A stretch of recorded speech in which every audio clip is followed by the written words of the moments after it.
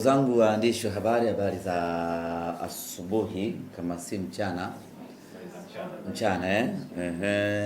na niwatakie waandishi wa habari wote na wafuatiliaji wenu katika mitandao yenu ya kijamii pamoja na YouTube zenu, tuwatakie heri ya Pasaka,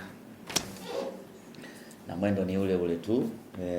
Kama hatukushirikiana kwenye Idi na tushirikiane vile vile kwenye huo ndio baya ubwela, lakini uhalisia ni kwamba mlikuwa mmefunga, kwa usingeweza kuwakaribisha pilau la mchana, ndio maana mkaona kimya. Hatukuwa na nia mbaya, nia yetu ni kwamba tuache muendelee na ibada ya mfungo, si ndio bwana kumwalika mtu pilau na yupo kwenye Kwaresma ilikuwa ni makosa, ndio maana tukaamua tuwape distance kidogo. Lakini kwenye Pasaka hii hatujafunga, tumeshamaliza kufunga 6, kwa hiyo mtukaribishe. Ndugu zangu waandishi wa habari, kesho tuna mchezo wa ligi kuu ya NBC, mchezo wa raundi ya pili ya ligi kuu ya NBC, mchezo almaarufu Mzizima Derby, moja kati ya michezo yenye hamasa kubwa nchini Tanzania, moja kati ya michezo yenye mvuto mkubwa, ni moja kati ya michezo yenye ushindani mkubwa, ni moja kati ya michezo ambayo ina ufuatiliwaji mkubwa kweli kweli. Mechi ya Azam FC dhidi ya Simba ni mechi ambayo kila Mtanzania mpenda soka na hata ambaye apende soka, ni mechi ambayo anaifuatilia kinaga ubaga kutaka kufahamu matokeo yamekuwaje. Lakini kwa siku za hivi karibuni, mechi ya Simba na Azam FC ni mechi ambayo inazalisha mpira mzuri, ushindani mzuri. Ni mechi ambayo inatoa taswira halisi ya mpira wa miguu Tanzania.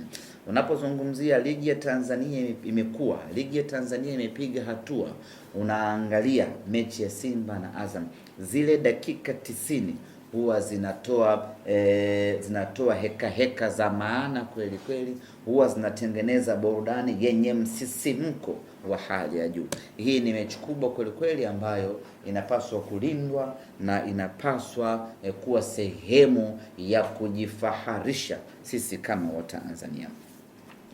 Mechi ni saa 1 kamili usiku katika uwanja wa Azam Complex kule Mbande almaarufu Chamazi. Mechi hii sisi kwetu wana Simba ni mechi muhimu sana. Ni mechi muhimu kutokana na nafasi tuliyopo sisi na Azam FC.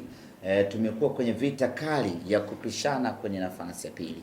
Akishinda yeye anasogea, nikishinda mimi nasogea. Akitoka sare anashuka, nikitoka sare nashuka. Kwa hiyo kumekuwa na mpishano mkubwa hapo kwenye nafasi ya pili. Hiyo peke yake inatengeneza mvuto mkubwa na ushindani mkubwa kwenye mechi hii. Sio kama tunawania nafasi ya pili, lakini ili ufike nafasi ya kwanza manake lazima utoke ya 3 ufike ya pili uende ya kwanza. Kwa hiyo mara nyingi tumekuwa tukikomea, bado hakuja kuwa na umiliki wa nafasi ya pili kwenda nafasi ya kwanza. Na mshindani wetu namba 1 kwenye nafasi hiyo imekuwa ni Azam FC ambaye tunakwenda kukutana naye siku ya kesho. Ndio maana kwenye mrengo huo mechi hii inakuwa ni ngumu kweli kweli. Lakini safari ya Simba ni kwenda nafasi ya kwanza katika msimamo. Unafikaje nafasi ya kwanza? Lazima umfunge yule ambaye unacheza naye katika mechi husika. Na kesho tunacheza na Azam FC. Maana yake ni kwamba tukipata matokeo mazuri mbele ya Azam FC, tunakuwa tumeweka hai matumaini yetu ya kuelekea juu. Azam ni title contenders, kwa maana ni timu inayowania ubingwa wa ligi kuu. Ukimfunga timu ambayo unawania naye ubingwa, unakuwa umepata lifti kubwa ya kusogea juu. Kwa hiyo inatufanya sisi tuingie katika mechi hii tukiwa na mipango thabiti na akili iliyonyooka kuelekea katika mchezo huu. Lakini kama haitoshi, Azam FC ndio timu pekee ambayo imetufunga Simba msimu huu. Baada ya kutufunga tukarejea kwenye meza ya marekebisho, tukafanya maboresho kwenye timu yetu, na sasa tunakwenda kucheza tena dhidi ya Azam FC tukiwa tumefanya mabadiliko ya timu yetu. Na kwa siku za hivi karibuni tumekuwa tukijinasibu ya kwamba timu yetu ina mabadiliko makubwa, timu yetu imeongezeka ubora, timu yetu kiwango kimepanda, timu yetu imekuwa hatari na tishio, timu yetu imekuwa maridadi, timu yetu imekuwa bora. Lakini tunasema hayo yote bado hatujacheza na Azam FC. Ni mpaka tucheze na Azam FC tupate matokeo chanya, ndo tutakuwa kwenye nafasi nzuri ya kusema kwamba kweli msimu huu tuna timu nzuri, kweli timu yetu imefanyiwa marekebisho na maboresho, kweli viwango vya wachezaji wetu vimepanda, endapo tu tutapata matokeo mazuri, kwa sababu alitufunga raundi ya kwanza. Tukiweza kumfunga raundi hii, maana yake ni kwamba ni kweli timu yetu imeboreka. Tukipoteza tena dhidi ya Azam, tunarejea tena kwenye meza na kuangalia wapi timu yetu ina mapungufu.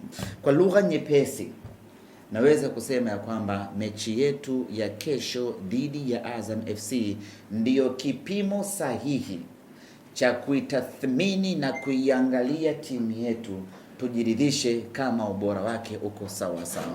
Kila siku tunasema Anicet Oura ni mchezaji hatari. Tunataka tukamuone Anicet Oura mbele ya wachezaji wa Azam FC anafanya kitu gani.